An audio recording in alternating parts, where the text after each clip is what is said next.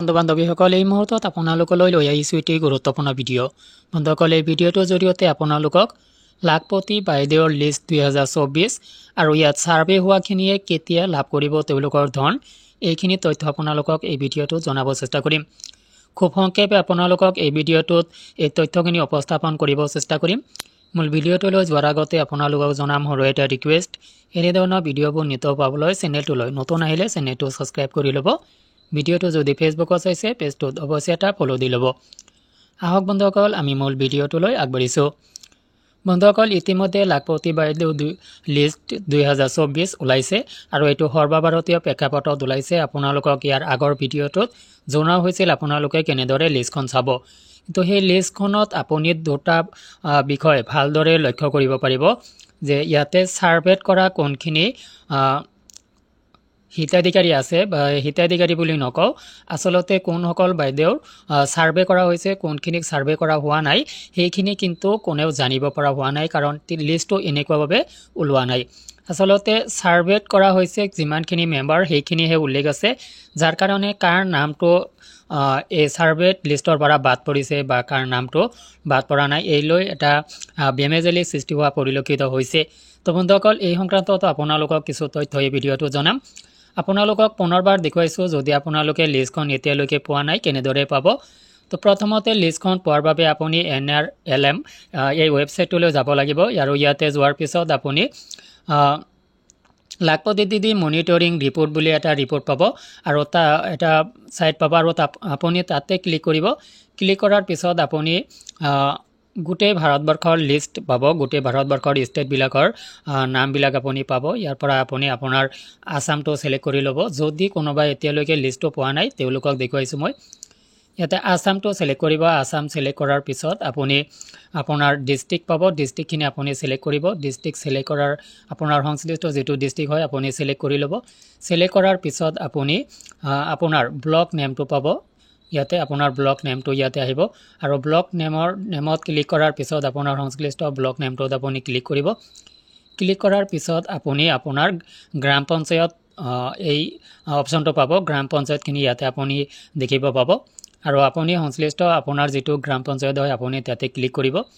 তাতে ক্লিক কৰাৰ পিছত আপোনাৰ ভিলেজ নেমটো আহিব আৰু আপুনি ভিলেজ নেমটো ক্লিক কৰিব। আপোনাৰ যিটো ভিলেজ হয় আপুনি ক্লিক কৰিব।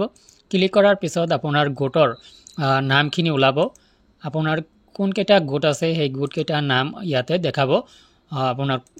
আপোনাৰ ভিলেজত যিমানখিনি গোট আছে যিখিনি ইয়াতে ৰেজিষ্টাৰ কৰা হৈছে সবখিনি গোট ইয়াতে দেখাব আৰু গোটত ক্লিক কৰাৰ পিছত আপুনি এটা তথ্য দেখিব পাব যে আপোনাৰ গ্ৰুপটোত বা আপোনাৰ ছেল্ফ হেল্প গ্ৰুপটোত কিমানজন সদস্যক টোটেল কিমানজন সদস্য আছিলে আৰু কিমানজনক ছাৰ্ভেত কৰা হৈছে। তো এইখিনিত এটা প্ৰব্লেম ইয়াতে ফেচ কৰা হৈছে যে ইয়াতে কোনকেইটা যিকেইজনী বাইদেউৰ নাম ইয়াতে ছাৰ্ভেত কৰা হৈছে গোটেইখিনি ছাৰ্ভেত হৈছে, কোনোবা গ্ৰুপৰ গোটেইখিনি ছাৰ্ভেত কৰা হৈছে, অৰ্থাৎ গোটেইখিনিয়ে ধনখিনি লাভ কৰিব। কিন্তু কিছুমান গ্ৰুপত আকৌ 2-4টাকৈ এনেকৈ বাদ পৰিছে, ছাৰ্ভেত কৰা হোৱা নাই, তেওঁলোকৰ কিন্তু অলপ দিগদাৰী হোৱাৰ সম্ভাৱনা আছে। কিন্তু এইখিনিত এটি প্ৰব্লেম ফেচ কৰিছে আপোনালোকে যে কাৰ নাম আচলতে ইয়াৰ পৰা বাদ পৰিছে, কাক ছাৰ্ভে কৰা হৈছে, এতিয়া আপোনালোকে বুজিব কেনেদৰে। তো এই লিষ্টখন যিহেতু ইয়াতে এতিয়ালৈকে সংশ্লিষ্ট বিভাগে জাৰি কৰা নাই বা ইয়াতে দিয়া নাই কাৰ নাম আছে গ্ৰুপটোত, কাৰ নামটো ছাৰ্ভেত কৰা হৈছে বা কাৰ নামটো ছাৰ্ভেত কৰা হোৱা নাই, যাৰ কাৰণে আপোনালোকে সেই লিষ্টটোলৈ অপেক্ষা কৰিব লাগিব। তো এইখিনিতে আপোনালোকে কিছু হ'লেও অনুমান কৰিব পাৰিব এই স্কিমটোৰ কাৰণে যিখিনি ক্ৰাইটেৰিয়া বান্ধি দিয়া হৈছিলে সেই ক্ৰাইটেৰিয়াখিনি যদি ফুলফিল কৰিব পৰা নাই বা আপুনি ফৰ্মটো ফিল আপ কৰোঁতে আপোনাৰ ৰিলেভেণ্ট যিখিনি ডকুমেণ্টছ সেই ডকুমেণ্টছখিনি যদি আপুনি দিওঁতে প্ৰব্লেম কৰিছে বা কিবা ভুল হৈছে, যাৰ কাৰণে আপোনাৰ সেই ফৰ্মটো ছাবমিট কৰাৰ পিছতো ছাৰ্ভেত হোৱা নাই আৰু ছাৰ্ভেত নোহোৱাৰ কাৰণে আপুনি ইয়াতে কিন্তু এটা প্ৰব্লেম ফেচ কৰিব। প্ৰব্লেম এইটোৱে হয় যে আপুনি কেনেকৈ গম পাব যে আপোনাৰ নামটো ইয়াতে সোমাইছে বা সোমোৱা নাই। তো ইয়াৰ বাবে আপুনি আপোনাৰ সংশ্লিষ্ট যিখন অফিচ আছে অফিচত যোগাযোগ কৰিব পাৰে। এই লিষ্টটো কেতিয়া আহিব যদি মোৰ হাতত তথ্য আহি পৰে মই আপোনালোকক অৱগত কৰিব যত্ন কৰিম।